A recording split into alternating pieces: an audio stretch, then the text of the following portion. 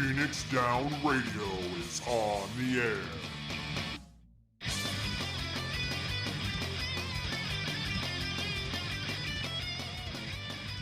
Welcome, everybody, to Phoenix Down Radio, episode number 194. I'm your host, Klauss Nightbringer. Joining me, how's that, is my co-host, Seyrr Tomono. It's almost like I've forgotten how to do this since it's been 2.5 months. Seyrr, how you been? I am maintaining homeostasis. We are calling that a victory. Actually, not too bad at the moment. Well, that's good. I'm freezing my tuchus off because it's very cold right now, but no, it's not. It's nice inside. It's not so nice outside. Winter decided to show up finally here, and yeah, so I'm learning that. Be careful. You probably need your tuchus to live. Probably, well, at least to sit comfortably. You know, you gotta have that in order to kind of sit down and not fall over. If you can't sit or even lounge or laze, is that even called living?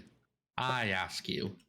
You're probably right that it's not, but I'm sure somebody gets by that without it. I just don't want it to be me. Poor buttless people. I mean, how do they wear their khakis? See, we can still derail just fine. We still got this. Okay.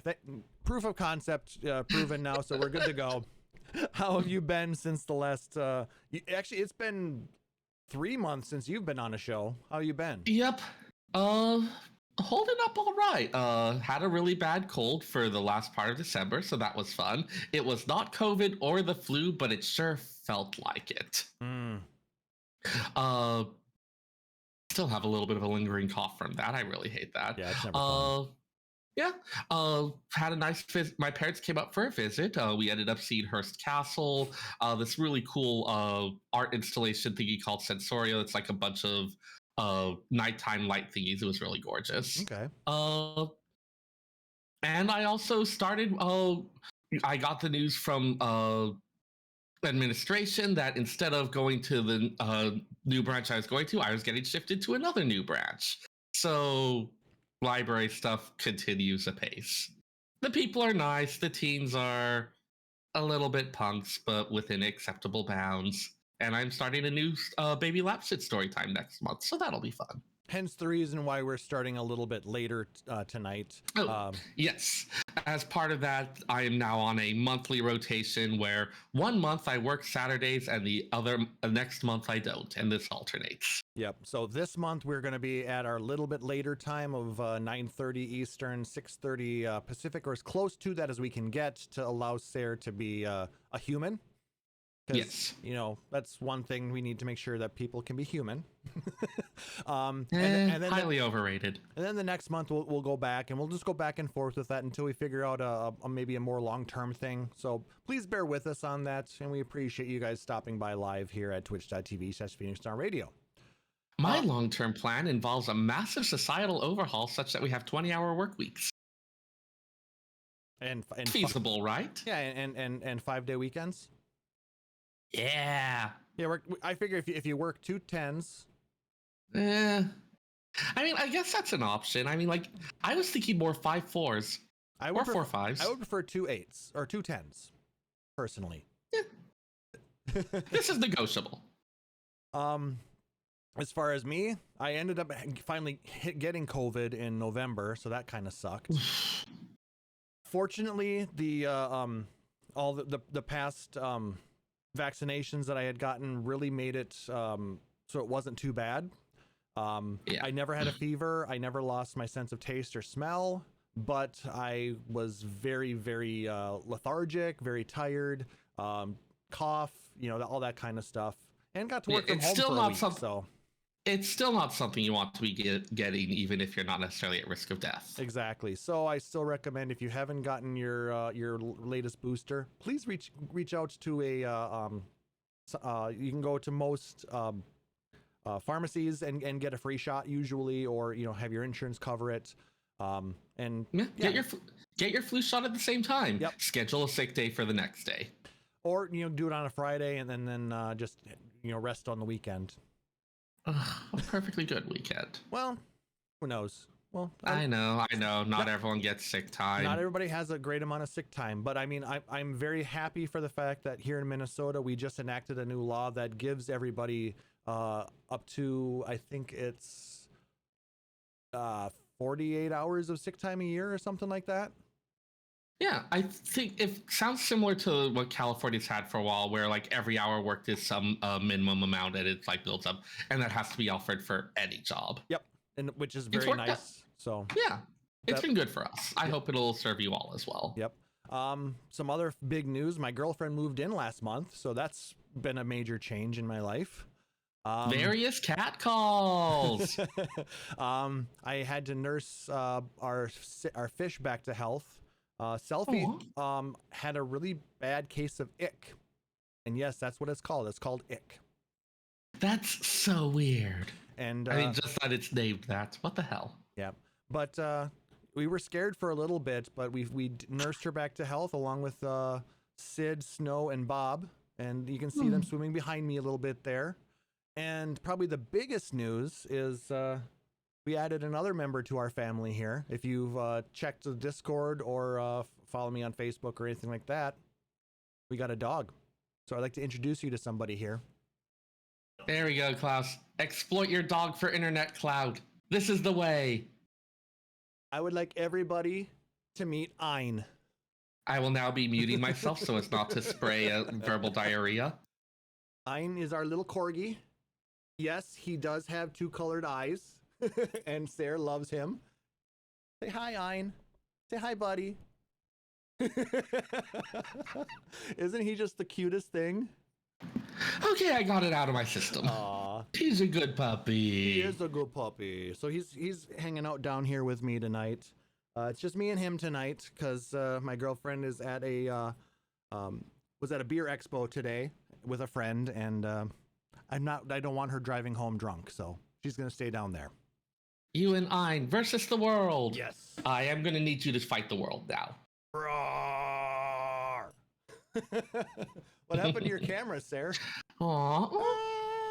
Oh, it's doing some weird unfocusing. Okay. Oh, he's just a cutie. I'm just gonna set him down for now. If we need another little puppy break, let me know. We can bring him back. I will require some snoot booping at some point. Yes, the snoot gets plenty of boops. Good, as is right and proper. Yes. So that's kind of what catches you guys up with what I've been up to since the last show, which was during Extra Life. And I am very, very pleased to report that we were able to raise $1,044 for Gillette Children's here in St. Paul, Minnesota. So thank you everybody who donated to our campaign. We do have a new one going live now. So just throwing it out there. If you guys have a few extra bucks to spare, we do have a 2024 campaign. I will be sending out details on that soon. So look forward to that. But good job, you generous bastards. It's nice. We're gonna have get our fifth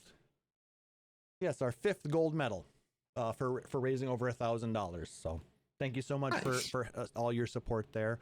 And speaking of support, thank you to our Patreon producers Nicknar, Aurori, Ravenheart, and Mika. Your guys' support is greatly appreciated out on patreon.com/PhoenixDownRadio. If you want to support, I wonder how much of Wind Beneath My Wings I can sing without us getting a copyright strike. 0, because I will mute you. Yeah, that's probably for the best.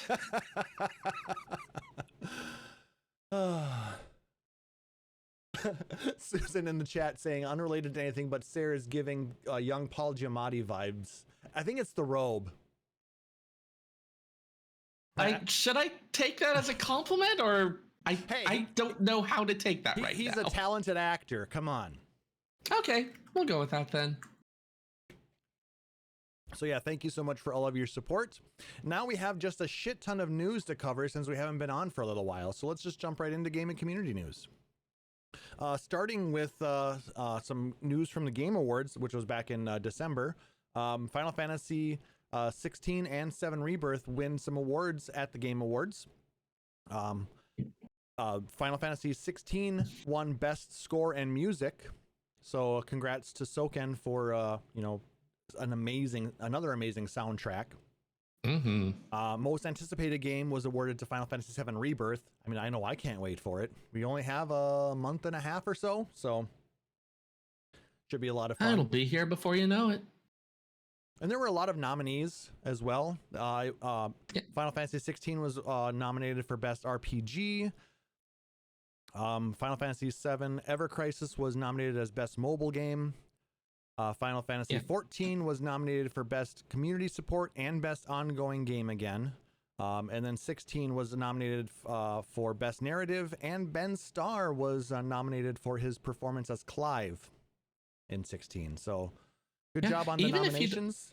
Yeah, go ahead. Even if you don't win, getting a nomination is a recognition that you are among the best in your class. Exactly. So and there's been a lot of... I know it's often said, like, I think but it really is an honor to a game or to a work to be nominated.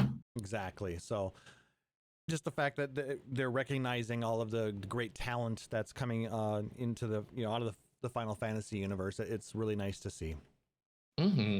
Continuing on, Final Fantasy VII Rebirth teases a new story developments for a returning character.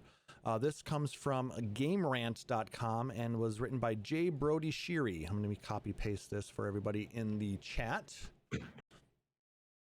So, creative director Tetsuya Nomura has stated that Rebirth could see certain story beats play out in a different order, and that the destinies of particular characters could be changed outright. Such is the case for Biggs, a supporting character in the Final Fantasy VII universe and a loyal member of Avalanche. According to a new post on the official Final Fantasy VII Twitter account, Biggs will return in Final Fantasy VII Rebirth to seek revenge against Shinra for the deaths of his teammates.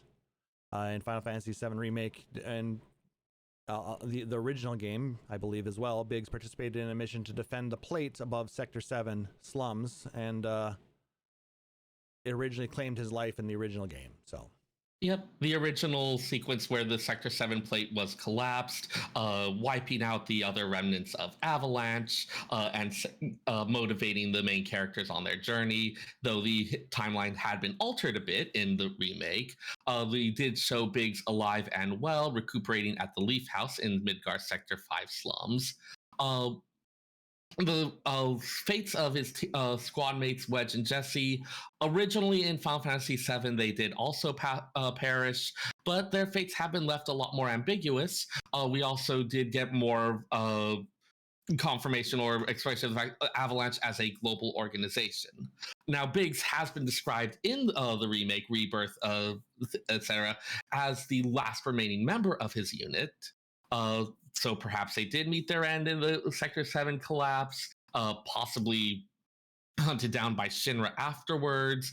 The whole thing is still somewhat ambiguous, but at this point, we're eagerly awaiting details for how Biggs' new quest for vengeance is going to play out in Rebirth and how it'll connect with Cloud and his friends' continuing journey. Yeah, I'm actually really anticipating what spins we get on the Final Fantasy VII story in Rebirth, because it's just, I really enjoyed the remake and what I've played in Intergrade so far. Yeah. So, I mean, it's just going to be so much fun to see how they've expanded the storyline, leaving Midgar and moving further down the line.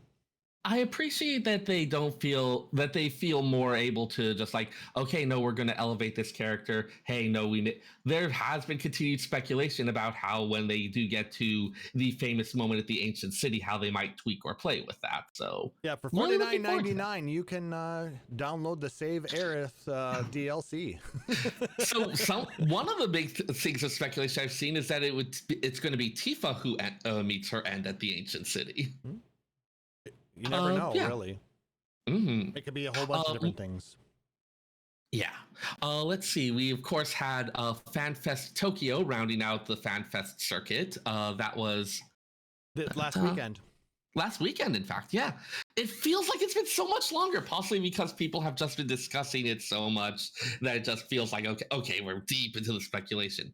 But no, about a week ago, we did get the big FanFest announcements, including the reveal of the full trailer. We, of course, had seen the abbreviated one, getting a lot more of the sequences filled in. Before you get too far, I do want to thank Tony Garso out at Nova Chrysalis for for his coverage of FanFest on this. We're utilizing a lot of their assets here, so thank you so much. Yes, big thank you, Tony. I'm also going to be putting some links to some of the YouTube videos for the full trailer and a number of other pieces that we did get out of FanFest, so you can follow up with those later. Yep. Definitely, I would say check out Nova Crystallis for their extended coverage. We'll just cover some of the basic points here. We did get the reveal of the second new job, the casting DPS Pictomancer. Inspired by Final Fantasy VI's Realm, uses a brush and mixed ether, which they did not define, to cast spells and turn their paintings into reality. Since it was asked, they will join the Magic DPS jobs that cannot raise. Apparently, this is a very big concern for people as to which of the Magic DPSs can and cannot raise. Yeah, I mean, I suppose it can't be the, they can't leave Black Mage as the only one that can't raise, so. Yeah, no, it makes sense. I'm less about that and more just this is the thing that people are very concerned about, apparently. I mean, they're gonna have other support abilities built into the job, but it's not a support job per se. Right. But yes, Pictomancer will be the new job taken on by Kryl, who is going to be taking a bit more of an active role in combat and the like during this expansion. Speaking of, did you get a chance to watch that full trailer? I did. And did you just her dance in that part of it? You seeing the little Spriggan flying around in the air? Yes, her painted Spriggan, all like the flocks of colorful birds and all the butterflies. Yeah, it's because like Kryl in Final Fantasy V occupied a little bit of the same ground as Realm in Final Fantasy VI, where you have a character who's the granddaughter of another old grandpa type character, little bit of kind of like an impish attitude towards things. I actually predicted Pictomancer about 10 minutes before the reveal, entirely for mimetic reasons of this is going to give us the Realm Kryl mashup that we deserve to have inflicted on us. Yeah, like so I am like Nick Nar said in chat, the whole thing kind of gave me Splatoon vibes. Yeah, the Splatoon references have also been Fast and Furious on that. Or the SE game, what is it? Foam Stars? Foam Stars, yes. So, I mean, maybe that's part of it. I don't know. Maybe. We of course also got the long expected but still greatly gratifying revelation for the new race, female Hrothgar. So, are you gonna have Fantasia into a full cat? Nah, I just can't. The image of my character is too locked in, but I am looking forward to seeing it. They do look like pretty strong and powerful. I think a lot of people want it, especially since a lot of the female races tend to be more like lithe, very girly type thing. So having this strong, powerfully built one. The legs that we had seen in the previous MSQ sequence are shown to belong to female Hrothgar with a giant axe, who will be accompanying us into Dawn Trail. Yep, and so we see her in the full trailer as well. And we're also supposed to meet her on Tuesday. Yes, we'll be seeing her with the final bit of the MSQ in patch 655, which is releasing January 16th. So yeah, in just a few days. We got some more exploration of the new areas in Tural, including we had already seen the new capital city, but we also got to see the new player hub, Solution 9. I mean, that's a little bit of an ominous name, don't you think? So, without going too much into it, the name has appeared in the Final Fantasy series before as the name of one of Zidane Tribal's attacks from Final Fantasy IX, given that Viper also has that two-sword turning into a double weapon thing. Expecting some more Final Fantasy IX references.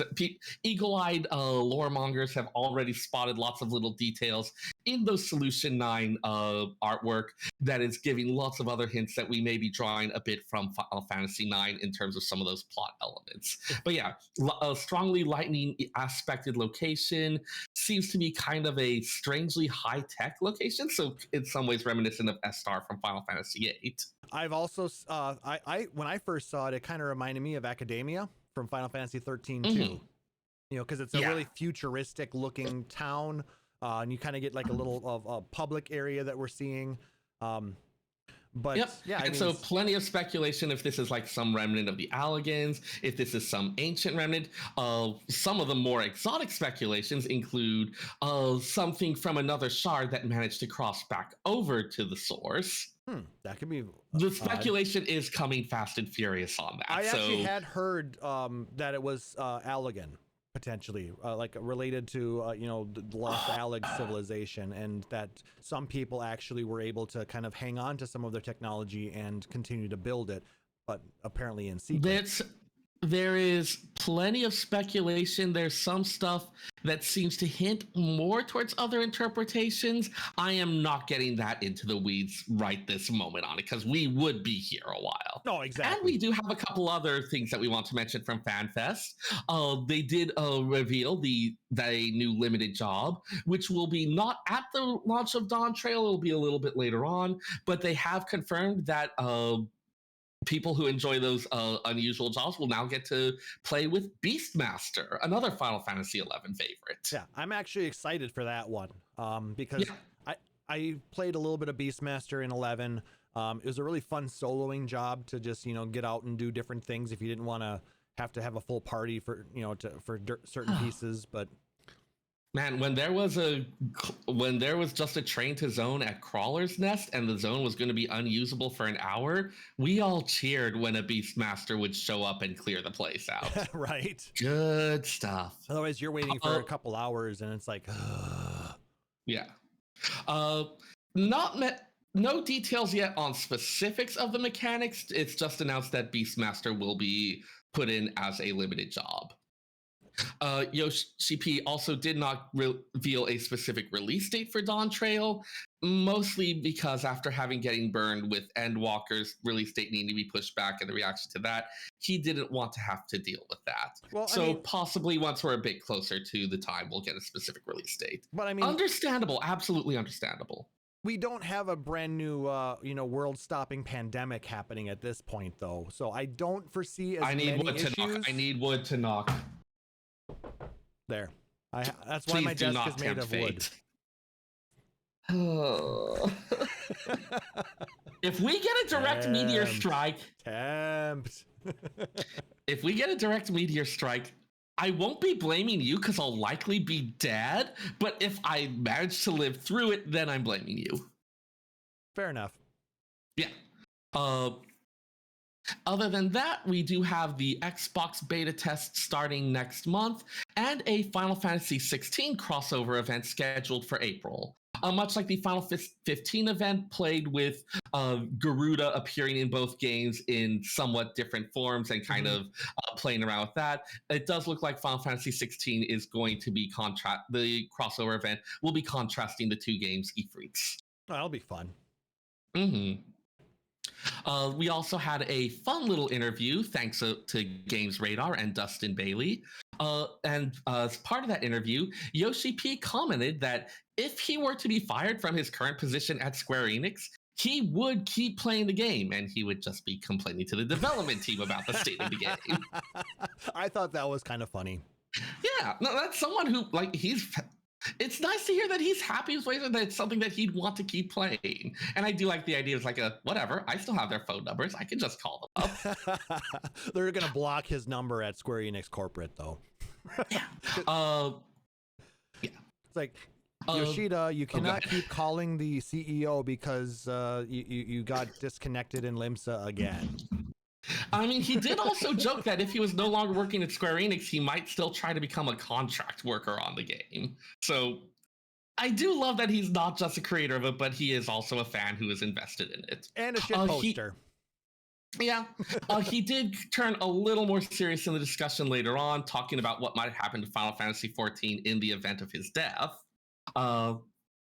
Felt a little premature to me, but he said that he's a live fast, die young kind of person, and that it is entirely possible he might die in the next 20 or 30 years. Wow, he thinks the game's going to go that long? Yeah. He said that even if he were to collapse right here and now, that the team would be just fine. But how did he put it? There may not be another person who can talk about the expansion for 2 hours in front of a huge audience at the Tokyo Dome like me, but I have no doubt that my team can deliver the same information and the same amount of excitement. I don't know. I think Foxconn could probably do a pretty decent job. he would bring a different energy to it, yes. but I would be fascinated to see it. But it would be I think there is no other Yoshi P in that group, but I think if you take a few people, you could build a similar energy. Yeah, and I mean, either way, I do appreciate these saying like, hey, like I'm not the sole rock star on this, that there is this entire team working on it, and that like he has confidence in the team as a whole. That is a really nice thing to hear. When it is something where it all depends on a single person, you always do worry what happens. What happens if you have a bus factor of 1? Bus factor is such a great term. I love it. You mean if it is the number of people on the number of people who the number of people who need to get hit by a bus before everything is ruined.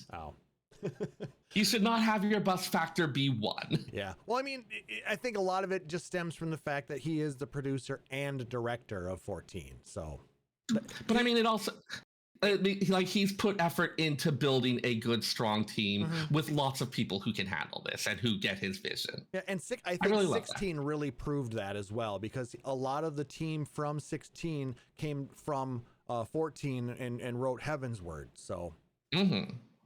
They have some amazing writers, amazing staff there, and they do an amazing job there. Speaking of 16, Final Fantasy 16 has a new DLC, and it adds a game feature that we sorely needed. This comes from Inverse.com and was written by Hayes Madsen. Final Fantasy 16 has a lot to love for fans of the franchise, especially its main cast and drama-infused story. Yet for everything it does right, Final Fantasy does have a few gaps in its story. Chief among those is a complete lack of a final dungeon. Instead, the game's final boss appears suddenly with hardly any build-up. And this problem is directly addressed by Echoes of the Fallen, which is the first paid DLC for Final Fantasy 16. Absolute must-play for fans. It doesn't just feel like a side story, but a necessary piece of the puzzle, enhancing an already memorable finale.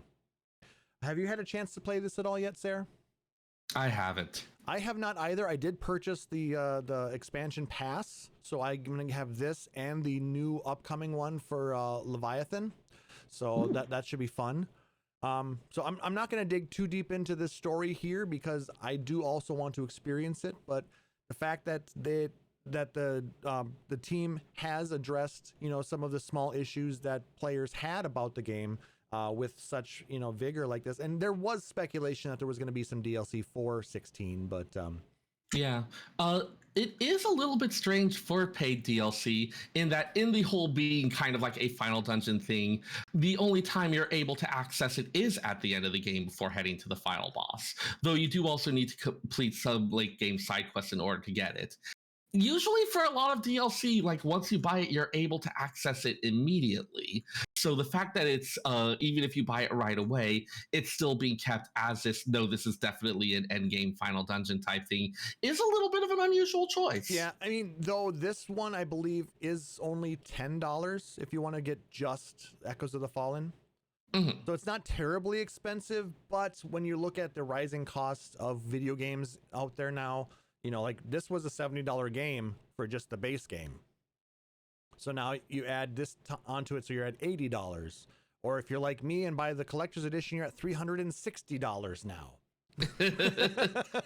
I mean, we've talked before about the whole thing where $375 because the whole expansion pack was $25.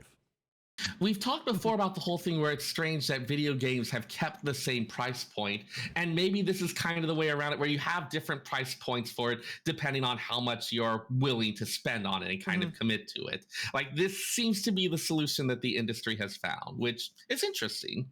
Yeah, the industry is a weird thing, and I could go into an entire rant about that, especially with I don't know if you've been keeping up with gaming news. There have been just an alarming number of layoffs in the games industry already this year.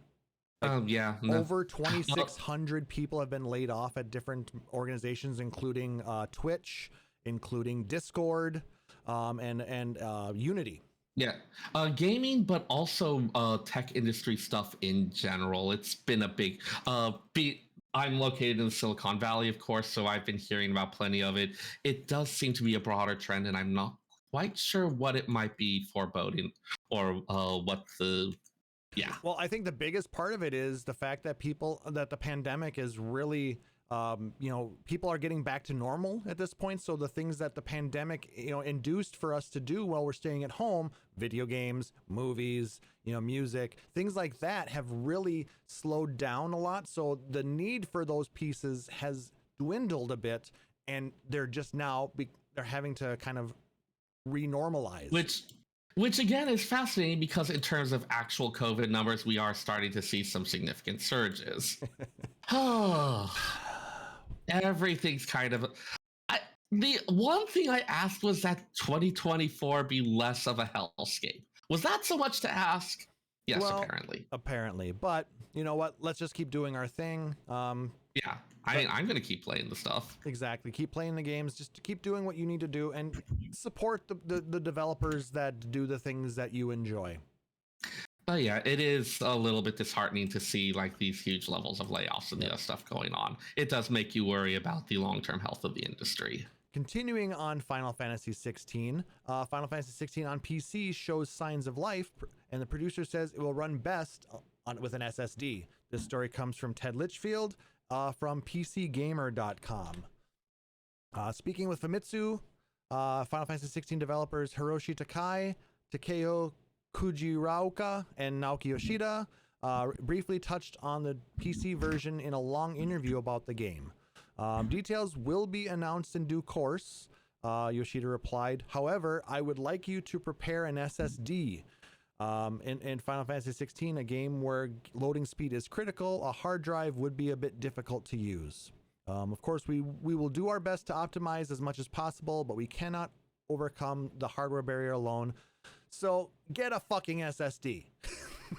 I feel like you're paraphrasing that last bit. Yes. He says, please consider that an SSD is a must, but you know what? In this day and age, you can get a 2 terabyte SSD for under $150. And if you have an older PC, you can get one of the little 2.5-inch SSDs for like under $60. Man, the first time I saw one of those, I was like, there's no way that's a full-on hard drive. Oh crap, that's a full-on hard drive. And they're fast. They are.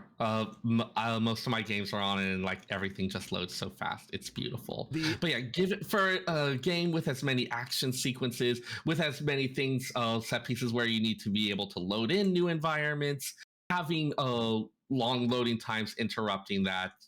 Exactly. It's a non-starter. The PlayStation 5 has an SSD that has read and write speeds in excess of 7,000 megabits per second.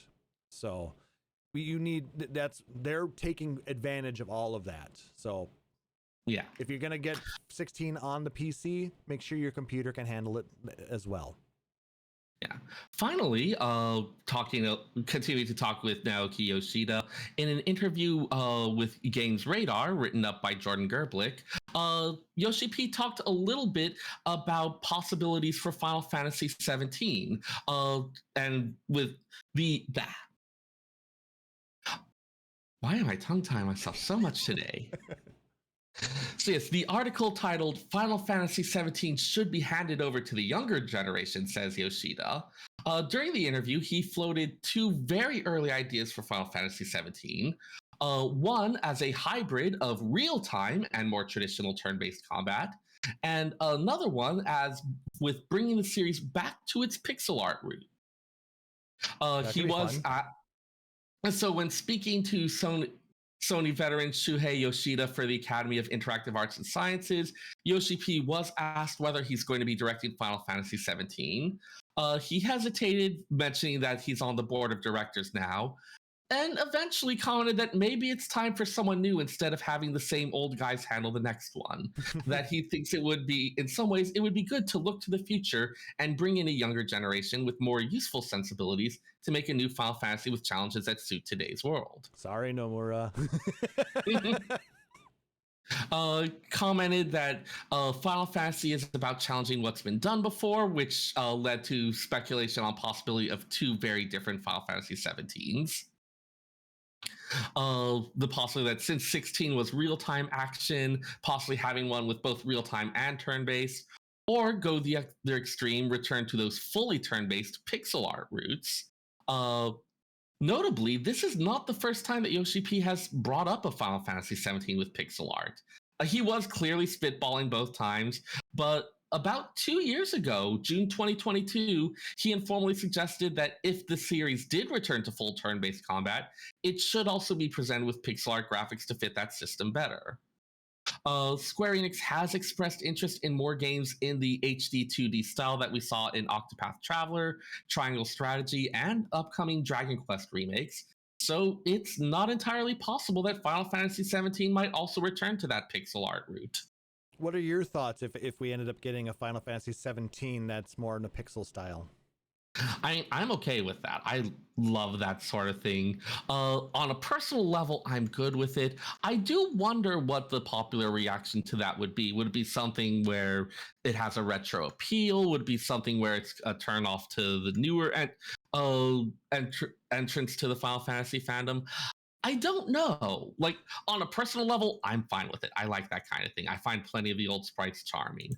I do wonder how it would be received as a whole. Yep. But that's just me sitting around being all speculative. Yeah, my personal thoughts, I have a feeling that the majority of people would probably not accept a mainline Final Fantasy, back in the pixel style, because we've gotten so much, throughout the series, the graphics have really, improved, generation over generation. We've gone from sprites to 3D to just immaculate, beautiful, rendered, 3D stuff.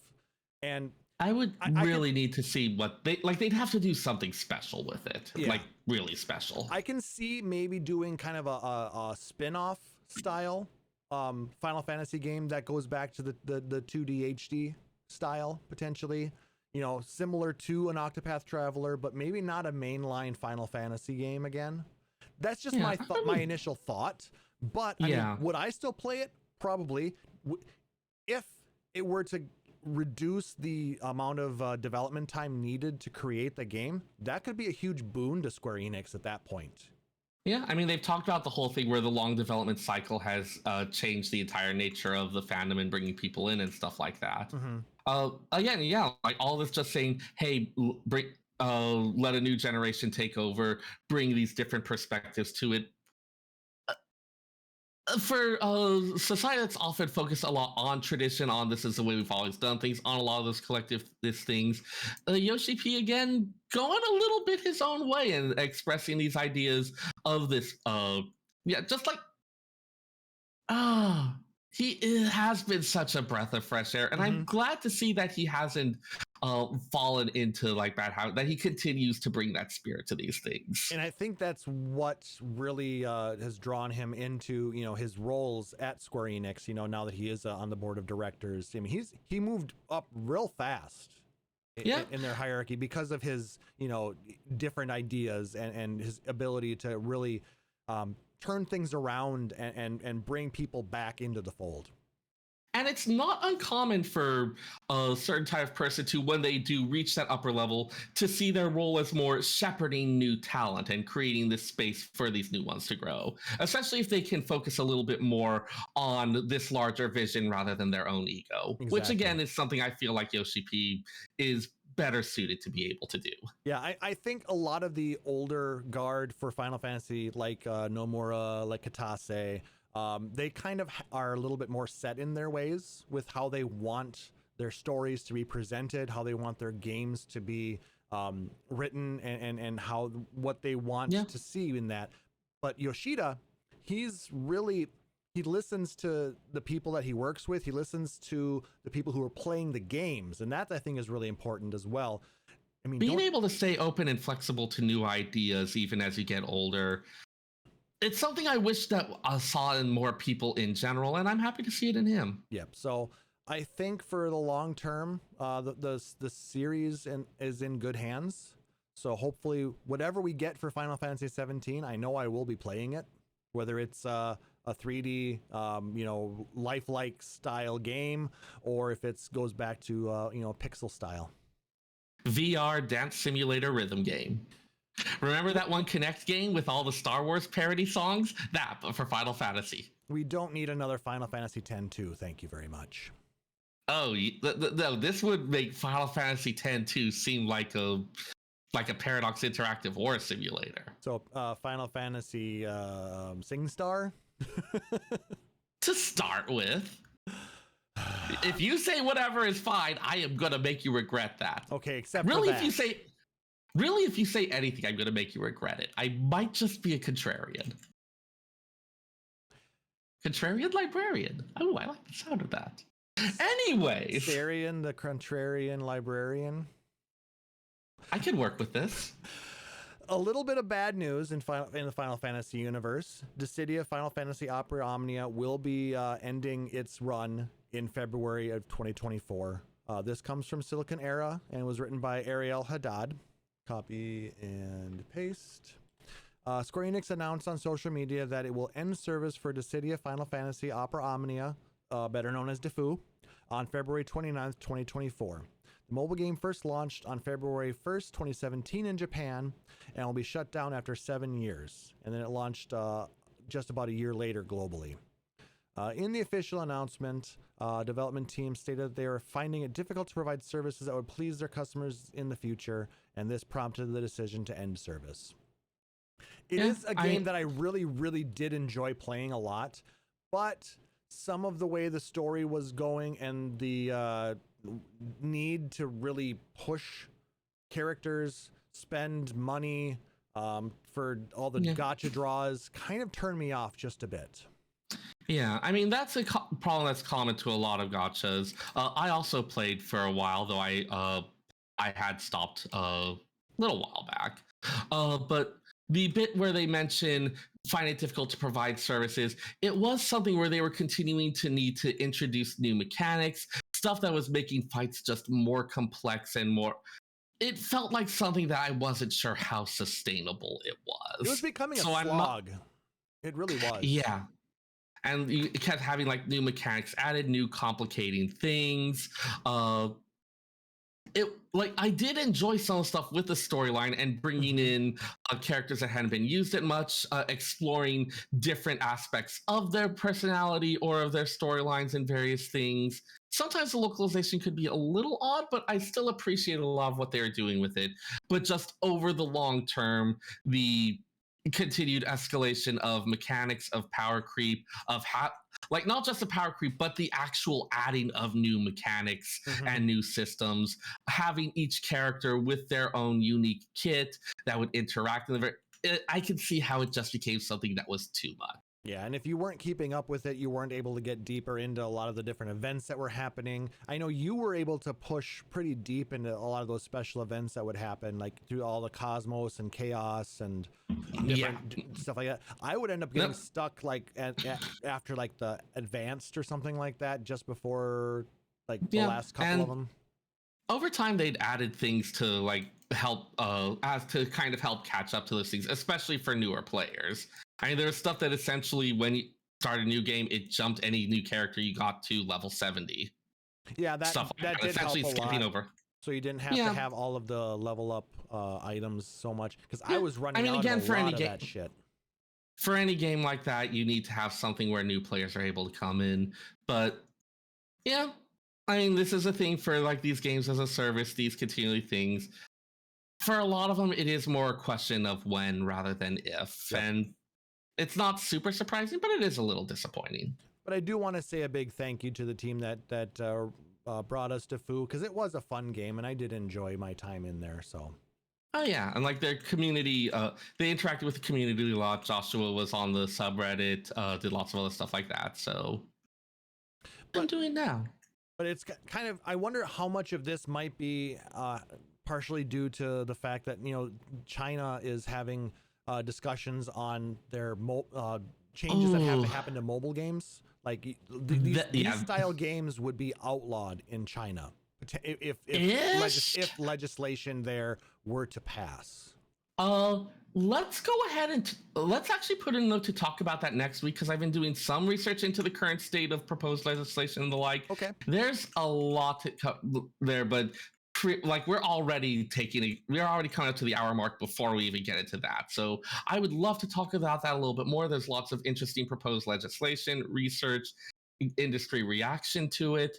And I want to give it the time it deserves because it shows up in so many games at this point. Absolutely fair. So we can maybe jump into a discussion on the future of mobile in the next episode, or a future episode whenever we find it fits the topic. I mean, some of this is also that this is proposed legislation, so it's possible that the situation is going to change at any time. Yeah. The weird thing to me is just the fact that two of the largest mobile game producers are in China. So yeah, which is part of why the government feels they have an interest in like having some control over this whole thing. Yeah, I guess. All right. I mean, all right. So let's go ahead and jump into our discussion topic. Let's continue on with the Final Fantasy XV soundtrack. The last time that we were here, Nick Nar and I discussed Disc 2. So we are going to continue on this week with Disc 3. And the first song out of Disc 3 is called Sunset Waltz.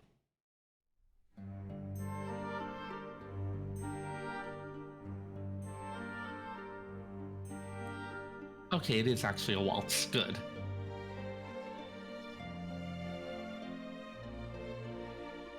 Huh? This plays while running around in the field. It's kind of one of the overworld themes.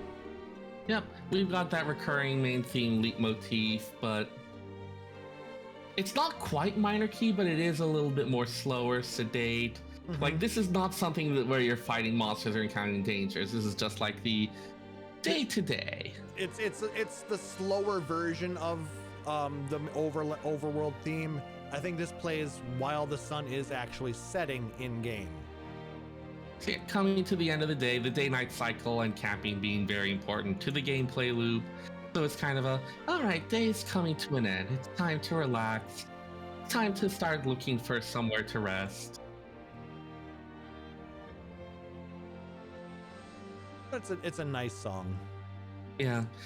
The tendency for players, of course, is to keep going as long as they can. So having something that's kind of forcing that cycle of resting is. Yep. And then our next song on the disc is Disquiet. This plays in Noctis's Nightmare, as well as a section of Zegnatus Keep and Pitios Ruins, as well as the beginning of Chapter 13, Verse 2. So pretty late in the game. You've got that sense of foreboding. You kind of have some minor key arpeggios going in there. The arpeggios are interesting. In a lot of the stuff they've had with this tension thing, it's been kind of a quiet violin thing. The arpeggios are sort of invoking your traditional crystal theme. Mm-hmm. So having that as part of the premonition sense of doom, especially given the role of the crystal in the story, it's an interesting choice. It is definitely one of those songs that makes you feel that tension and feel disquiet. They're very on the nose when they name a lot of these songs. I'm sorry, they just are. I mean, they're pretty direct about what they're supposed to be. Yeah, which it's helpful so you can where did this play again? I don't remember. I just, how long has it been since I played 16 or since I played 15? Yeah. Let's see, that was 2016 that came out, so probably last played it in 2017 or whenever the episodes came out. So like the better part of a decade ago. Isn't that sad? What the hell? What the hell, time? Stop doing this. But yeah, definitely got that anxious sense there. Good work. The next theme is one that a lot of people who played 15 are very familiar with. This is Omnis Lacrima. This plays in most optional boss battles against the bigger, stronger monsters. The title of Latin, so all crying or all the tears or all weeping. Pretty much like the things you want to get out are the crying and tears and everything. Yeah, because if you don't beat this guy, you're going to be crying because you're going to have to restart from your last save. And also given on a more serious interpretation, given the powerful world-changing nature of these. This is something like kind of a entire world against you, fear, this type thing. Like this, there's a lot to be pulled from this. And whenever you have the choir singing Latin, you know it's not good either anyway, so. Yes, ominous Latin title needs ominous Latin choirs. Also, hi, Aurori. Glad you could make it. Hey, Aurori. It's been way too long since we've gotten to talk with you, so.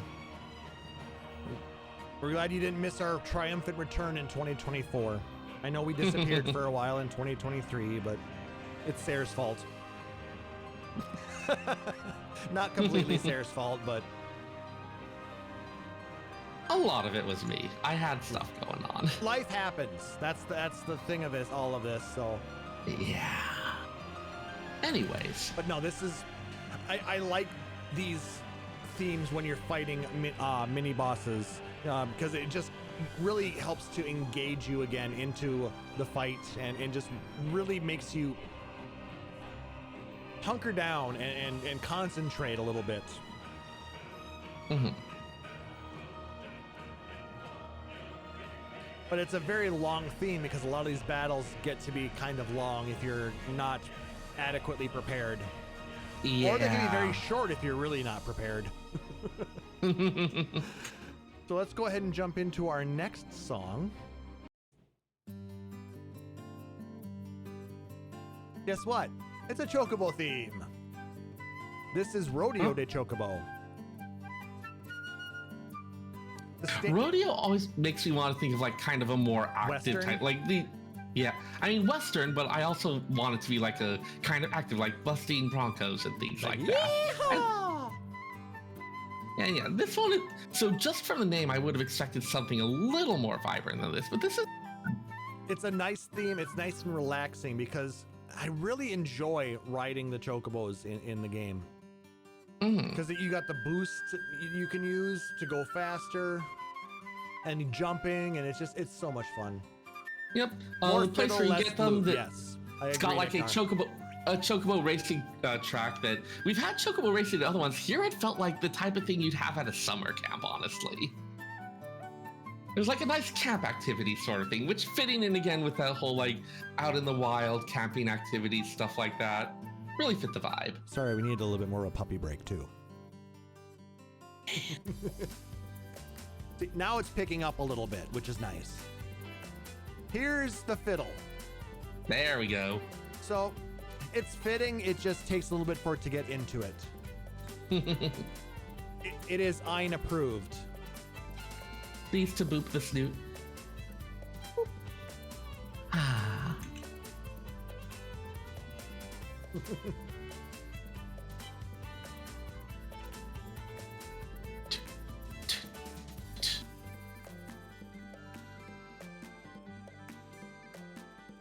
And now we've got the clapping backing. Like the percussion backing is changing a bit throughout it. Hey, buddy. He wanted to say something, so he needed to come up. Aww. I approve of this song. Oh, don't use your dog for internet clout too much, but a little bit is good. Subscribe to Phoenix Down Radio. Aww. He's a tuckered little guy. We're probably gonna have to take him out here in a little bit because he's been inside a lot today because it's fucking cold outside. Yeah. Anyway, continuing on. All right. Our next theme is Listen Up. Now, this one plays when you're speaking to either Viv Dorden or Dino Garan, or Dino Garans, both employees, well, in one case, the president of Meteor Publishing. That's the EOS newspaper, I think, isn't it? Yep. So the title, given that and given who they work for, you've got kind of this little, like, not necessarily conspiratorial, but like here's people who have the inside scoop, who trade in news and information. I think this is part of a side quest as well. that you can like take either that you take pictures or you learn about things happening with the Empire, and then you present it to them. And I think these are some pretty lucrative quests. If I remember my gameplay correctly. And you meet these guys in the parking lot at Lestalem? One of them you do. The other you meet at Golden Quay by a restaurant. Okay. Oh yeah, that's right. Yeah. Dino is the one that's by the boat.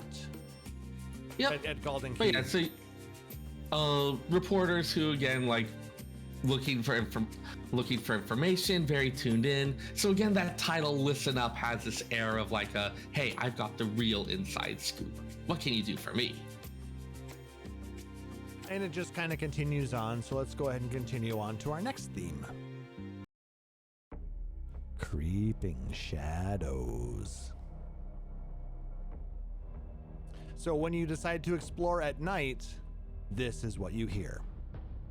Because your impending doom is right around the corner.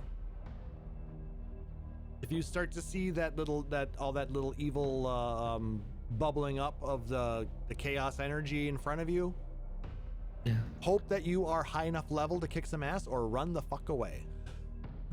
Now, one thing I definitely want to talk a little quiet, because this is a very kind of quiet, like this is not one of like heroism and like dramatic battles. There is no glory in this song. This is just creeping mendacity, and like this is not if I could see it like, okay, if you're gonna do like a, hey, there's dramatic battle, there's like threatening whatever, but that also has an element of like, hey, here is this very tough, powerful thing, and this is not about that. This is just, you shouldn't be here. This is kind of like a horror game theme.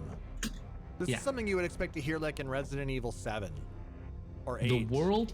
The world is wrong and you should not be here.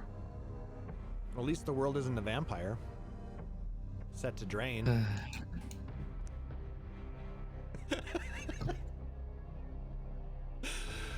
You brought that on yourself, Seyrr. I know. Given how often a lot of these danger themes will have that kind of element of like, like that actual active danger and threat and whatnot, which can be taken as this kind of like pulse pounding, exciting thing, really leaning hard into the quiet wrongness of it, I think really goes to emphasize how much like this is not a game about going out and fighting those demons at the night. If you are fighting the demons, something has gone wrong somewhere. Speaking of impending doom, technically it's impending peril. But this is the song that plays in the Lestalem power plant when you're clearing it out of the demons. Also when you are negotiating with Camellia in Alticia. So funny that actual fight against outright demons and political negotiations get the same level of threat. Though honestly, I like that entire sequence negotiating with Camila. But yeah, I do remember this fight when you're in the power plant, and it's, yeah, I mean, there's a lot of shit to kill in there to try and bring power back to the grid. Yep, and this is what I was talking, like, this is the more like, okay, there's danger, but it's danger that you're meant to be like facing off against. Yep. So it's a little bit more trying to spurn you on, and it's a lot more trying to spurn you on versus you should not be here and get the fuck away. Yeah. I also did appreciate having in the negotiations where it really helped emphasize, it's like, no, this isn't just it's a talking sequence, you can skip over it. This is important. This person is well connected and has control over, and this is about a lot of these resources. It really matters what this person thinks of you. You are under threat, even if it's not in as obvious a way. I really appreciated them being able to do it that way through that. All right, moving on to our next one. This is called Up for the Challenge, and plays, it's the standard battle theme for the Klein region.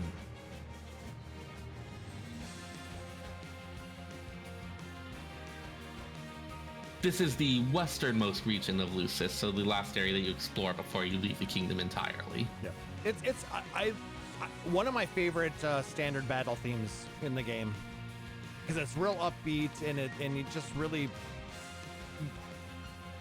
it keeps you going. Mm-hmm. Unlike the sleeping puppy in my lap. Aww.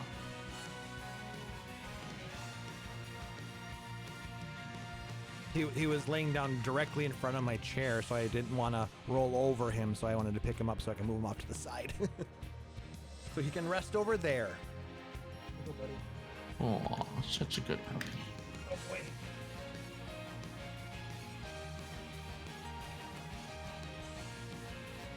He is being a very good boy. Well, yeah. Beyond that, it's a battle theme.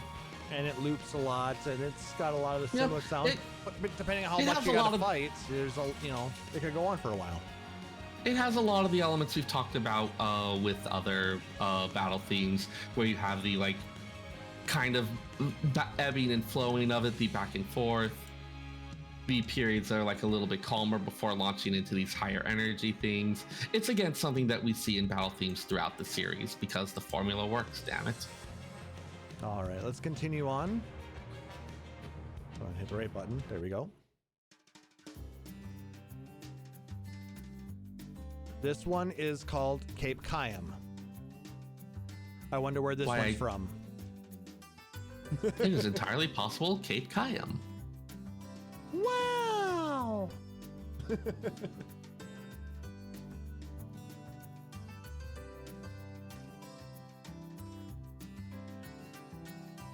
So yeah, in the official guide, the Ultimania one, it is discussed that is that the Ultimania one, whichever.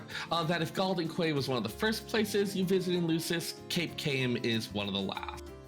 It was once used as a base and hideout by King Regis, now abandoned. It's the place where you set out for Alticia. That entire sequence with the ruined lighthouse, riding down the elevator to the ship, all of that. Not quite. Our next theme is that one. But it's the last place that you go to. Even if, yes, you do get in one more track before then. Yeah. Having this thing that once was this important base, secret location, stuff that now is just kind of in decline, falling to pieces, perhaps a little bit on the nose for the state of the kingdom. Sorry, I was in the middle of updating our Extra Life thing. I realized that it was still in giving the old one, so we got the 2024 one live now in the Twitch chat, so... Nice. Have a good night, all Shallant. Thanks so much for stopping by. Mm-hmm. All right. Speaking of, this is the theme for the house that the crew stays at in Cape Cayam. Similar leitmotif, but just a little bit more subdued. Yeah. I remember the first time I saw it being like, okay, this is just kind of a ratty, rundown old place. Why are we staying here? There's so many nicer places. But now this one, I kind of imagine like, okay, like if you're going out camping with friends, you go to like the old cabin. Yes, it's kind of rough and tumble, but this is not a place where it's about the luxury of the setting. It's like, this is a place to like it is more about the people you go with. And it is going to be kind of like rough and just like kind of a little bit bare, because that's like, I mean, it's kind of like when you go to a movie, you get the popcorn even though the popcorn isn't that great because it's part of the experience, and this is part of the travel experience. So much of this game ends up being about like the travel experience, which isn't always as glamorous, but it has these like moments of subtle sublime beauty to it. And I do feel like the house kind of captured that vibe. Yeah, I can see that being like the old cabin that you go visit when you're at the lake. Yeah. It is also entirely possible that I am overthinking this. I do that from time to time. No. Yes, you do. It was one. It was one that I didn't appreciate as much at first, but over time with reflection, I think I like it more. Just for like what it represents and like the feel it's trying to evoke. Yep. And at this point, we're really trying to regroup and recover a little bit. Because they're realizing that a lot of shit's going down, and we're having to figure out exactly what we need to do to kind of bring things back, you know, because realistically, you think about it, you know, Insomnia is, you know, in ruins at this point, and everybody's after you, trying to you know, kill you or bring you into the Empire, and you're not sure exactly why. You thought you were just going on a road trip with your bros. You're getting these glimpses that there's like bigger plans in motion, the movement of nations behind this. And you're realizing that the things that you are going through right now, your dad had to go through back when he was your age a little bit, and the people you're working with right now were the ones helping him out. So yeah, it's a lot of that brings a lot kind of of coming of age. Yeah. Yeah, those coming of age stories, like a lot of those elements from there. All right, let's go ahead and continue on with our next Cape Cayam theme. This one is Hidden Harbor. This plays in that underground harbor below the house in Cape Cayam. Yes, this is the actual last one that you'll hear before sitting out for Alticia.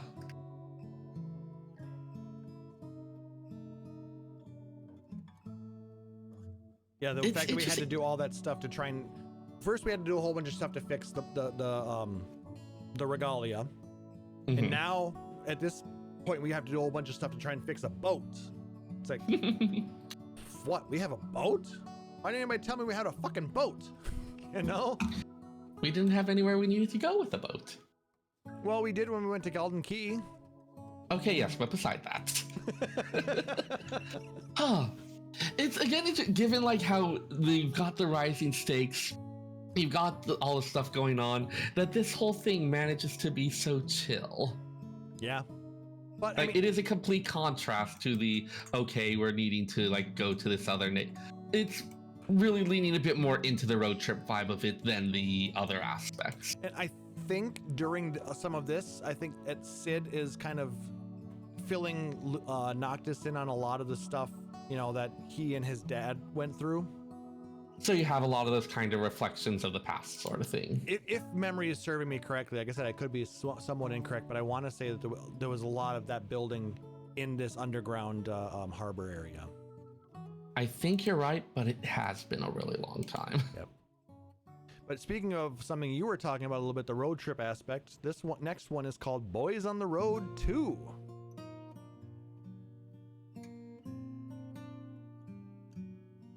This is playing during a scene at the motel rooftop with Prompto and Noctis. Look, I'm not saying I shipped the fuck out of it, but I shipped the fuck out of it. But even without that, it was this kind of like really sweet, tender, without necessarily being romantic. It can just be friendship, even if I don't want it to be. But just kind of this reflection of like their history together, that these people aren't just, okay, there's bodyguards, that like they have these experiences, they have these relationships that they've had that developed over the course of it. I mean, you remember, you know, some of the Brotherhood stuff that the anime piece that they had that came out when the game came out? Yeah. And it kind of expounded on how the boys all kind of came together, why Noctis's King's Guard, so to speak, are Prompto, Gladio, and Ignis. Right.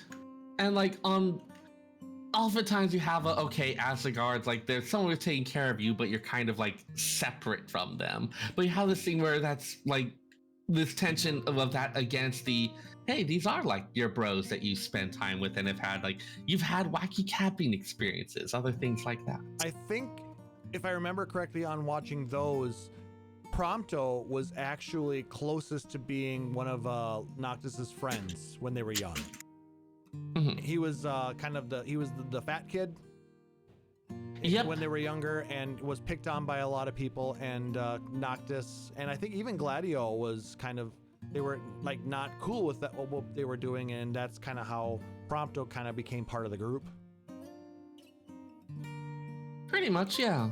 Something like that. Like that's a really sweet reflection, and it's kind of interesting. You think of like Prompto as like, okay, like this little kid, like the fat kid going through all that stuff, and he almost feels like he owes Noctis a little bit of a debt for kind of protecting him when he was younger and more vulnerable. Right. So I don't know, maybe I'm reading into it a little bit too much. And while Seyrr's trying to ship the hell out of him. I mean, I know there's not necessarily, but whatever. It's cute. Anyway, let's go ahead and continue on to our next theme. This is Noctis. This is the character theme for Noctis, Lucis Caelum. After you've completed the story, this is what plays at the title screen. When the title changes.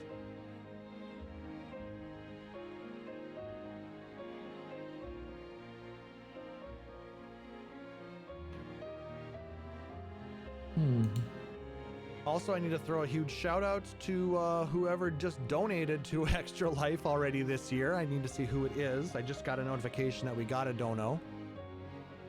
Oh, Nick Nar. No, not Nick Nar. Maybe Nick Nar. Let me just check.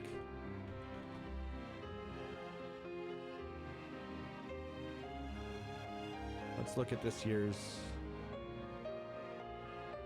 But this is one of my favorite themes in this. It's because it's just such a pretty piano song.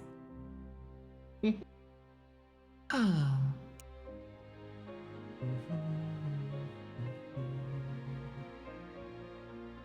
see, who are our donos this year?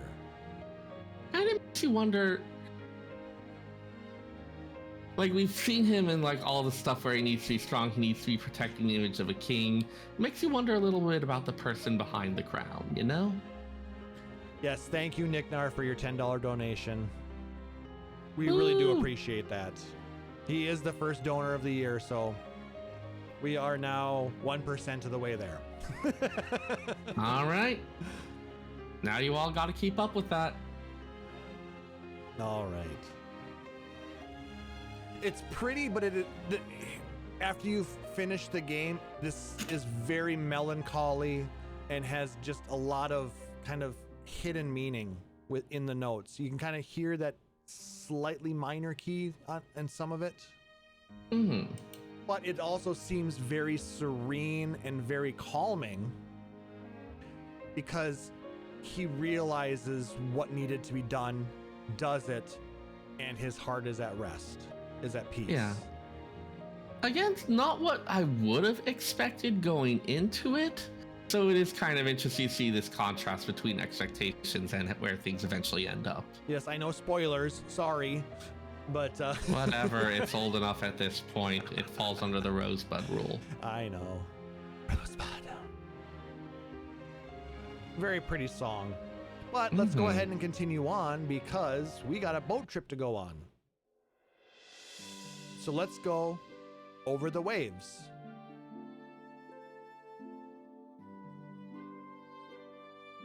Guess where this plays? Could it be possibly while going over the waves to Alticia? Ding, ding, ding, ding, ding. See, this again feels a bit like a lot of the boat themes that one might have encountered in other Final Fantasies. This has a little bit of that leitmotif from Noctis as well. Just a little bit of it. Though a lot of those other boat themes have often been a bit more like kind of strong, like we are setting forth to adventure. With this one, while it has some elements of that, there's also like the, hey, this is those last quiet moments before we arrive in Alticia and get thrown into this entire thing. Well, I think initially he just wants to kind of see Luna Freya too, so. I don't think, if I remember, Noctis hasn't seen her for years. Yeah. Oh, arranged marriages sure are a thing. And I mean, it's not a bad arrangement. I think this is the first time that Noctis actually gets to visit Alticia as well, because I believe she visited Insomnia when they were younger. Sounds right.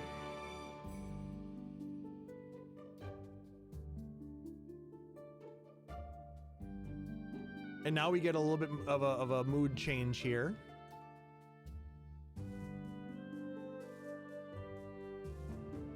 And they add a little bit of the Alticia leitmotif into it. Given that we're approaching.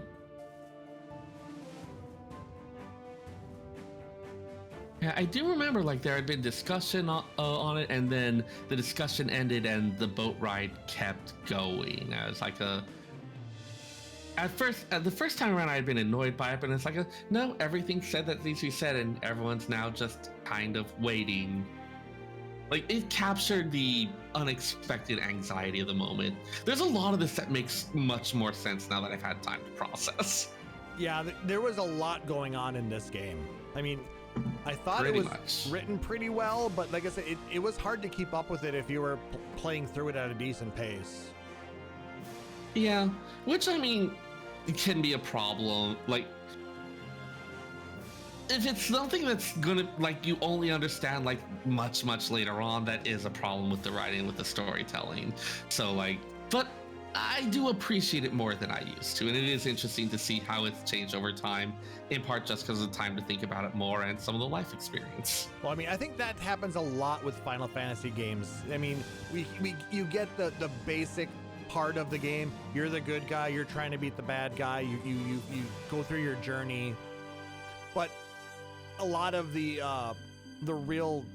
sticklers of the story, you know, the political intrigue in certain areas, or, you know, these just hidden little gems are the things that you don't realize until either A, you've played it, you know, for the 14th time, or you know, kind of are able to process it a little bit more because you've matured, you understand it a bit better, and it makes a little bit more sense to you now.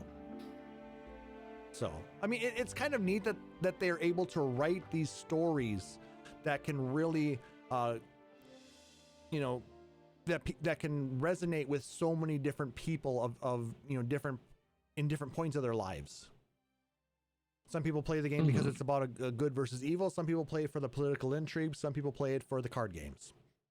Yeah. I mean, on a certain level, I'm playing it because I've been playing them for so long, and I'm just going to look at anything that has the title on it. But yeah. If you keep throwing interesting stuff at me when it happens, I'll keep looking. All right. Let's go ahead and actually make it into Alticia. Definitely a Venetian vibe. Yeah. I mean, this is basically Venice. Pretty much. You've got like all the various canals, travel by gondola, which will show up in a later track. You've got a lot of the various marble architecture. Hell, in like one of the... Was it DLC? You have the entire sequence... Or it was like the festival one. I forget what exactly it was. Oh, you're talking about the Chocobo Moogle Festival thingy? Yes. Oh, like that one fun. even...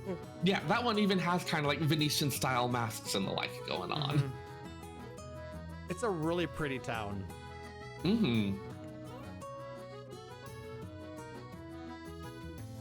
And not many songs can really showcase the why am I blanking on the name of it?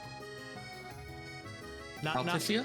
No, the as far as instruments, not the accordion, but the little one. Oh, I know the thing you're talking about. It's related to an accordion. A concertina. Thank you, the concertina. Yeah, they're usually hexagonal. Yes, I knew someone who could play one. Because I mean, if you think about Venice, you think about, you know, the gondola riders with their concertinas. Right? All romantic. I imagine actually playing the concertina would make it difficult to pilot the gondola, but yes, that is definitely the image. He's wearing the hat and the striped shirt, right? Mm-hmm. Sorry, that's very stereotypical, but I mean, this is the vibe it gives. I'm sorry. Which is interesting because the concertina was not at all developed. Like, it was developed in England and Germany, though in modern times they're produced a lot in Italy. All right, let's go ahead and jump into that gondola theme. So apparently the gondola theme doesn't have any concertina in it. It should have been reversed. Realistically, I think the gondola theme should have had the concertina playing. But it's a similar leitmotif, just in more of a piano, relaxed package. It's got a flute. Also, something that's not very easy to play as you're trying to steer and row a gondola. Yeah, more realistic. This might be something you like hear coming out of windows overhead as you're moving through the city. Very possible. The one thing that I did not like about Alticia was how it was kind of hard to remember what stops you had to go to. Oh yeah, in terms of gameplay, it was frustrating to navigate. Absolutely picking up the feel of a city like that, where you've got like all these little hidden byways and things like that. I mean, so in terms of catching the feeling of a place, it's great. In terms of the actual gameplay and trying to get stuff done in any reasonable amount of time, it was frustrating. I mean, I understand why they did it that way, because it's supposed to be a difficult to navigate and labyrinthine city space. Right. All right, let's go ahead and end our gondola ride and welcome ourselves to the Royal Suite. This plays at the LaVille Hotel in Alticia, as well as at Mago.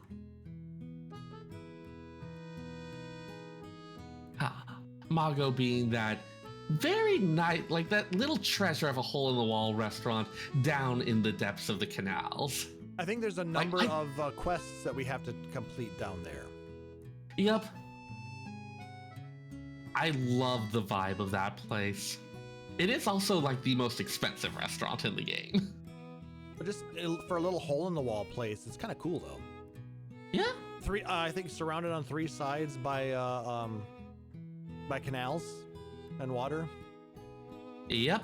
It's amazing how much I can remember about this. This is totally impractical to get to, but my God, once you're there, you just want to sit and soak up the ambiance. I believe it is only accessible by gondola, in fact. I know we have to meet some people down in that area for storyline and stuff like that. So it's part of like the exploration of the city. They do a pretty decent job of forcing you to explore areas as part of gameplay. So. Right. And then if you're going to go to all the trouble to design this stuff, you want the players to look at it. Yeah. And the fact that then they had that Chocobo festival that you could jump into that took place here gave you a little bit better understanding of how the city was laid out a little bit. So yeah. But the way some of those games were set up, holy shit, it was actually a hellish nightmare to get through. I think I got everything out of it, and I don't know why. All right, let's continue on. This is the Starlit Waltz. Plays at Totomostro.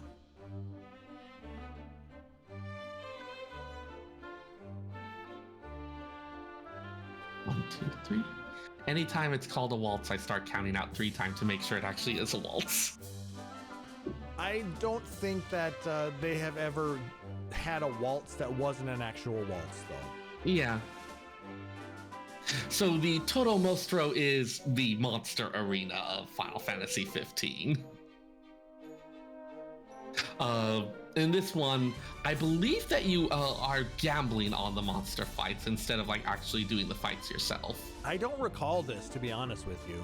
I might have skipped this part altogether. Because I don't think it was required at all. Nope. You just get monster, but yeah, I believe there's like various cards of monsters that will be fighting against each other, and you place wagers on which one you think you'll win. So a little bit of a different take on the usual Monster Arena Coliseum type thing we've seen.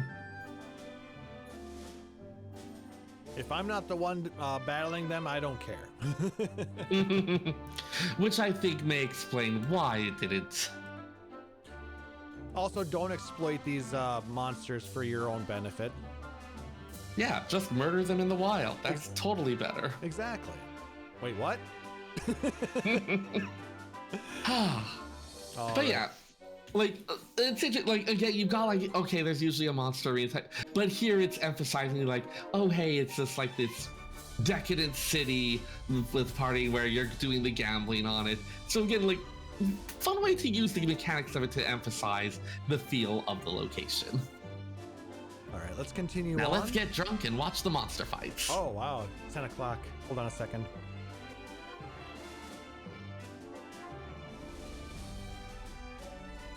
I have a program that it's supposed to automatically turn off my lights at 10. So Ooh.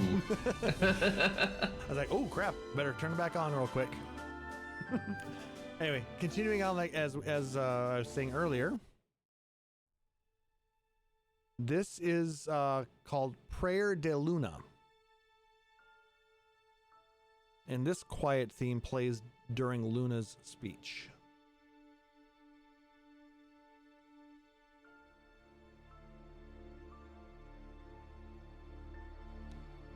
Kick it up a little bit there for you.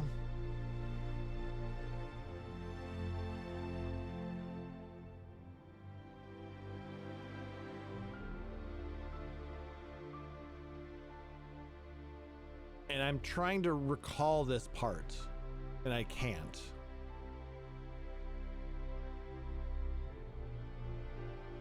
I don't either. I know that she gave a speech.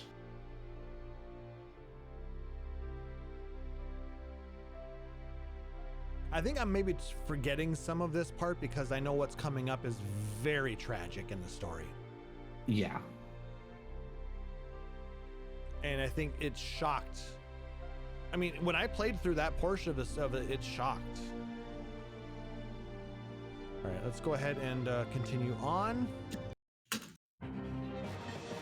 Okay, this is called No Time Left. This plays when the party is ambushed by monsters inside the train at Gralia. Yeah, Gralia being the capital of the empire that the team is trying to influence in order to get Lucis's crystal back.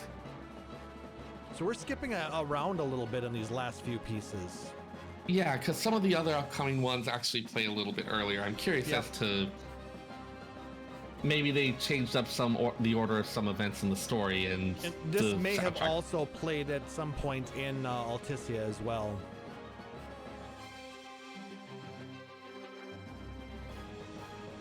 But yeah, it's a monster ambush. You've got your dramatic.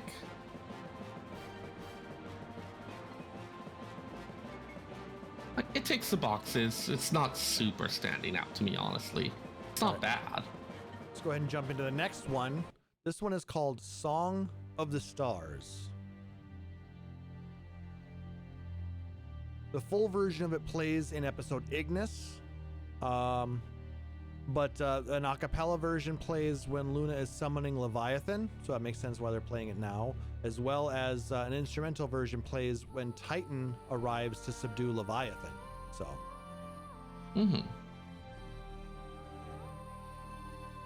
So it makes sense why this one is playing at this point, but it also moves a little bit. It's a note in one of the DLC episodes.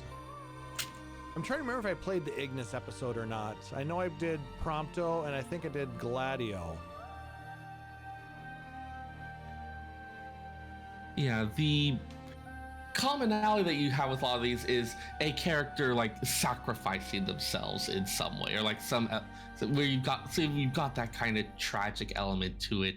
The single high voice scene there like really fits in with that feel. Often used as this element to signify like this kind of loss, this tragedy. It's not always just with that, but I mean it has to also takes part when they're bringing in I suppose it does involve the loss portion of it too, even when Titan comes in.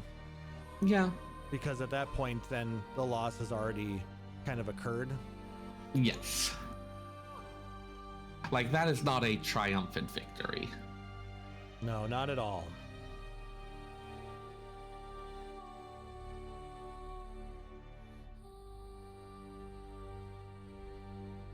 All right. And then the next one is the Hydrian's Wrath.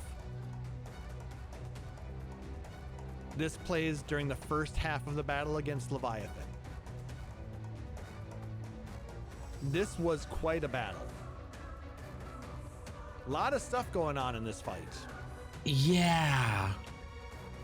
I mean, we're flying around and going to hold, because Leviathan is just fucking shit up, and, we're in the middle of the ocean outside of Alticia, right in the bay or something like that. And Leviathan is a giant sea serpent. And the fact that in so many things it's been we can kind of do the lined up battle thing had always been kind of weird. It's like, no, this is what an actual fight against something like that. It's zipping all around you. It's hard to even keep your bearings.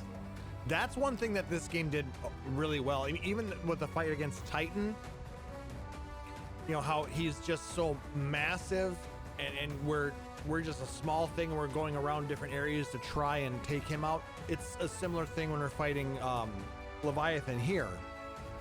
We end up using the Armiger powers to kind of fly across this massive aquatic battle area.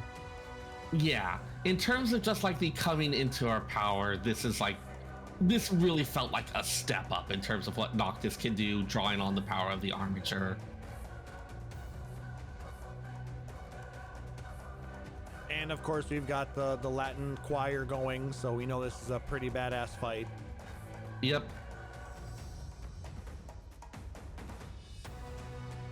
Ah.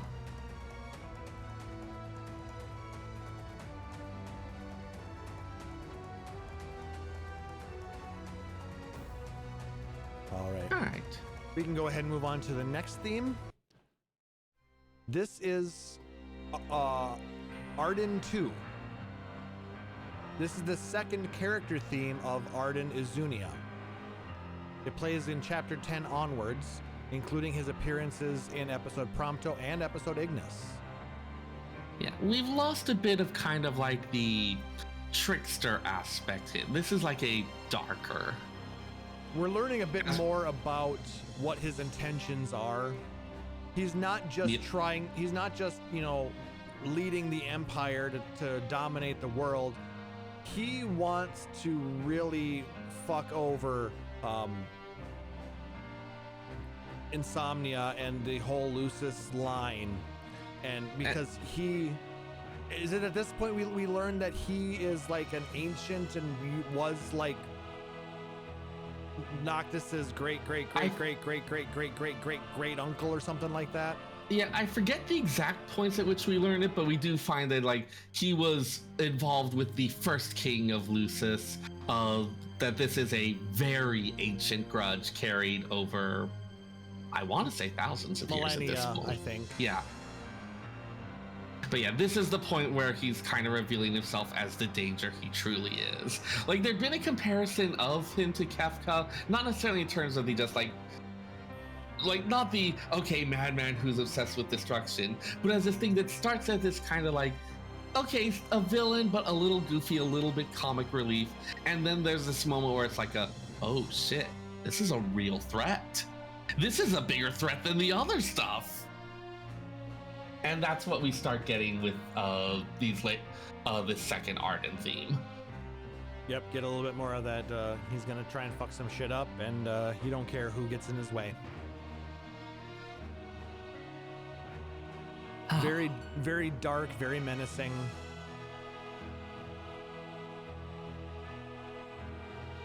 All right. And that brings us to our second to last theme of the night. This is the character theme of Luna Freya Nox Fleuret. It is titled Luna. And it's very quiet.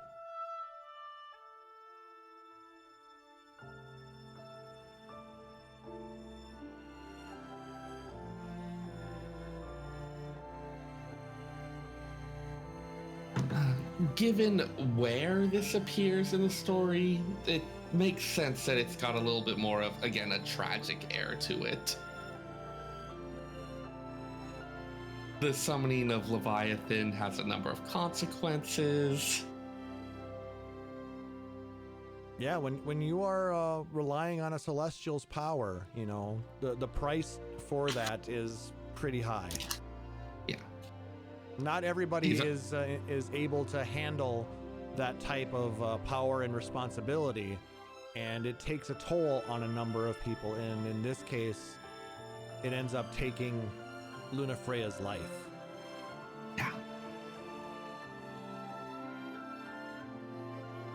But that's kind of it's nice that, you know, when we hear the Noctis theme, how it's slightly in that minor key, but it's kind of a positive and calming theme. It's because he's reunited. Yeah. I mean, did you cry during this scene? Yeah. I know I cried during this scene. I mean, because the dude was just trying to meet up with his fiance, and he wanted to, you know, have some, you know, some fun. Yeah, this was, and you know, before all the seriousness is supposed to happen, and then yeah, Last Boys Road Trip, fun little thing, and then it's turned into this entire. Ugh, and poor guy. And we have our the second half of the battle against Leviathan. We have Apocalypsis Aquarius. Come on, there we go.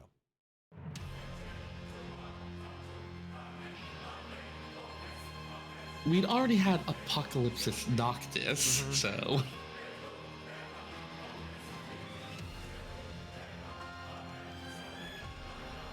Which they're all basically they're similar versions, or they're slightly different versions of the same kind of song. The Apocalypsis is, yeah. I think there's a few variations of that theme throughout the soundtrack. But yes, this is the okay, we're gonna fuck shit up theme. Yep. Now that Lunafreya has been injured, at least we think she's only been injured at this point, I believe. Right now, Noctis is finishing the battle, and before and then he realizes what happens, and it's just, yeah. Disc 4 is going to be kind of sad and filled with a lot of other emotions. So, yeah, it is definitely the low point. I do really enjoy these Apocalypsis themes, though. Mm-hmm.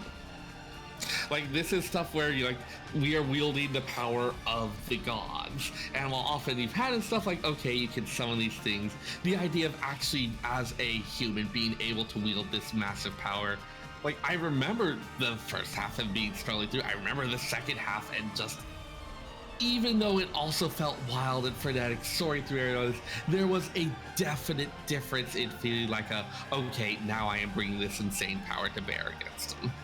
Yeah, especially when we get into that final chapter, and where Noctis basically gets sucked into that crystal and then comes out.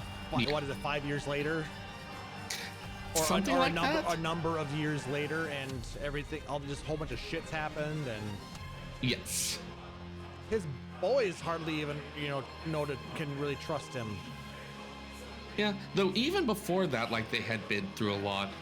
We talked a bit about what happened to Lunafreya, for instance, but this battle against Leviathan was also the one where Ignis was blinded, something that hampers him throughout the rest of the game. In fact, it's kind of worse before the time skip, in that after the time skip, he at least appears to have gotten a handle on some of it and can handle himself a little bit in a battle. Yep. But they all put the blame for this on Noctis at this point, so it is a very low point in the story for him. Yeah, some of the sequences during that were just so hard to watch. Because at this point, not only has he lost his father and his home, he lost his fiancée, one of his best friends has been majorly injured, and they're blaming him for it. Yeah. Gladio in particular, but Gladio has a huge grudge on him after this, and it's Yeah, it's unclear how much of it is legitimate, like, okay, you're king, you need to step up, and how much of it is Gladio not necessarily processing his own grief properly. It's probably a mixture of a number of those pieces. And, you know, I think we've all gone through similar things in our lives where we have a hard time processing negative things that are happening to us, around us, and we handle it wrong.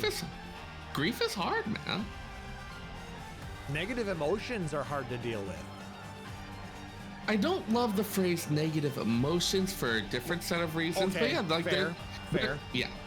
There's like a lot of them that can be difficult to process, that oftentimes people aren't taught about like good ways to handle these feelings. So yeah, no, that makes sense. Okay. And things like sadness, anger, mourning. They have important roles, but oftentimes people aren't taught about good ways to process them, what they mean, other stuff like that. And so it can become a huge struggle. So seeing video games bring up these types of emotions and how they're being dealt with, it really, I think, is helpful to a lot of people. Yeah. It provides a different way for them to be able to, you know, see those perceived negative emotions, let's call it that. Right. That's what the general, what people would, they think that they're bad emotions, which is like half the problem there. Exactly. That people think, oh, this is a bad one, and so don't necessarily. But that might be for a different type of podcast. Yeah. But welcome to Phoenix Star Radio. We'll talk about damn near anything. Yeah. Pretty much. But that good times. I mean, it just, the fact that we're able to bring up those things while talking about a goddamn video game and the music from it is just, it just shows how far the art of the video game has really come. It not just for entertainment anymore. They are also, great ways. They're great stories. They're great ways for us to, help maybe us deal with some of the things that we're having problems dealing with. So yeah, more power to the story people there. As a medium matures and as people explore more of the things you can do with it, I'm not going to start talking about Ludo narrative. But yeah, no, it's really nice to see the uses that people can put it to. It does make me happy. Ludo narrative. Oh, it's such a good term. But I have friends who will literally mock me to my face if I use it again. Anyway, so that's disc 3. We'll probably end up doing disc 4 then on the next episode. So that will, and then we'll have to figure out where we want to go from there. Mm-hmm. I do have this lovely Final Fantasy XVI special edition soundtrack that we can maybe start going through as well. And I also have a nice, lovely Final Fantasy VII Remake special soundtrack. I love that with like the little materia in it and all that. Yeah. Oh, that brings. They do such a good job with their stuff. I mean, there's a reason why I've probably given Square Enix $10,000 or more. Yeah, I think we're all in the hole pretty deep to them. Yeah. And on that bombshell, that's going to go ahead and do it for this episode, guys. If you liked what you heard, please make sure to like, subscribe, or follow us out on Apple Podcasts, YouTube, Spotify, or whatever your preferred podcatcher is. And if possible, leave us a rating or review. It helps us know how we're doing, and it helps other people find our show. So the more you can put those ratings out there, the easier it's going to be for other people to find us out on those podcatchers. And if you really dig the show, you can consider subscribing to us here at twitch.tv/PhoenixDownRadio, where you'll get access to a number of subscriber-only emotes or badges. Mm-hmm. Or what was probably preferred would be go out to patreon.com/PhoenixDownRadio, and you can support us out there like our benevolent overlord, Aurori Fenrir, our secret of Nevermore Ravenheart, or our resident slacker, Nicknar. All proceeds go towards growing the show, covering things like hosting costs, allow us to improve and upgrade equipment, as well as do fun things like contests and giveaways. But any support, whether it's emails, likes, tweets, retweets, anything like that, subs, follows, donations, it's all greatly appreciated because we just love interacting with you guys. I mean, it's part of the reason why we do the show live when we do it. So We're going to try and get a little bit better and, have some podcasts every other week now. So look forward to that. The holidays hit way harder than I was expecting. Holidays hit hard. I'm still mildly salty about all that. So hopefully you can forgive us for not having a podcast for the last 2.5 months, but we're going to do our best to keep it going here. We're not going anywhere, and we just want to continue to put out good quality content for you guys and have fun doing it. So thank you. We could offer them a sacrificial dog. No, we can't do that. But what I can do, exploit your dog for clout. We'll get to see more puppy maybe in the future. He is a little cutie. Look at him. He's just so smiley. You have something smart to say there, Ein? I kind of want him to chomp the microphone now. We don't want him to chomp on things because he does like to chew on certain things. And that's not necessarily good. Oh, no, I know. This would be more for my personal amusement, which is, of course, the highest good. All right. If you want to catch up with our backlog of podcasts, you can go out to phoenixdownradio.com where you can see all 193 of our previous episodes, as well as a couple of special episodes and some other fun articles that we might get back to again if time ever permits that. If you have questions, comments, suggestions, just want to say hi, you can always email us at podcast@phoenixdownradio.com. Or you can check out the VODs of all of our past episodes out on youtube.com/phoenixdownradio. So since it's been a while for you, Seyrr, do you have any shout outs you would like to give? Oh, I mean, a lot of them are people I've shouted out before. I'm trying to think if there's any. I'll go ahead and shout out the head of my library's early education unit, who, when she heard I told her that I wanted to start a Baby Lapsid Storytimer branch, sent a care package of books and baby appropriate toys. Came over to walk through the space, discuss some options of how to set things up, and in general has been massively supportive of getting it off the ground. It was a little scary to start a new program, so I'm very grateful that her and, I mean, it's common for all librarians, but she really went above and beyond in helping provide the support to get this going. So big shout out to her. That's awesome. Also, big shout out to our listeners. I'm really happy that you stuck around. I'm surprised to see so many people in the chat tonight. This was really nice. I missed you all. I missed this.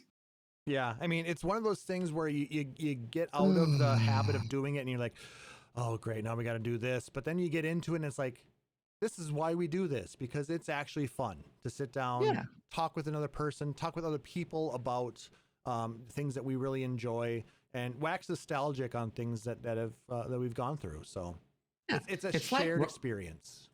It's like riding a bike. If you fuck it up, you're going to skid through like 20 feet of gravel. That's how the saying goes, right? Anyway, if you want to if you want to follow this sucker, you can come out to our Discord server and join us there. We have a really great group of people that are members on our Discord. And we want to make sure that it is a fun, safe place for us to all discuss this lovely game that we all love and enjoy. And I want to throw a huge shout out to my D&D group. We've been having a lot of fun. Well, we didn't do a ton of gaming over the holidays because, well, the gaming in the holidays have been really rough. But it's still been a lot of fun to get together with those guys and kill different things. And we're doing a first edition fight that we are still working on, that old Gary Gygax's Temple of Elemental Evil campaign, as well as a 3.5 Slaughter Guard campaign where our DM for that one is basically making things up as he goes. So it's quite interesting that what we're having to deal with, and the fact that all of my co-players, including Nick Nar, is one of the people playing in this campaigns. They have a lot of knowledge about D&D that I don't necessarily have, but the fact that I just get to hang out with my bros and have fun, drink beer, and have a good time, And yeah, it's really nice to have that. So shout out to you guys. Shout out to Seyrr. Glad you're able to join me this time because it's a lot of fun to have you back here. It's been too long since we really got a chance to sit and talk. We did have a meeting not that long ago because we haven't had a chance to sit and talk. So let's try and not wait that long again. Even just like checking in to plan for this week's show is like, oh my God, I miss talking with Klauss. This is nice.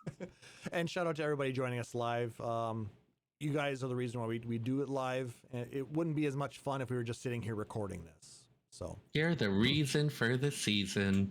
In the podcast. Yes. I don't know exactly what podcast seasons are, but you're the reason for it. All right. So for my co-host, Seyrr Tomono, I am Klauss Nightbringer, wishing everybody a wonderful evening. Thank you so much for joining us here, and we'll catch you on the next one. Take care. Phoenix Down Radio is a production of PhoenixDownRadio.com and Illusion Productions. Final Fantasy XIV and Eorzea are trademarks of Square Enix. In-game content for Phoenix Down Radio is the copyright of Square Enix. Opening music for Phoenix Down Radio is provided by Guilty Gear Rock You.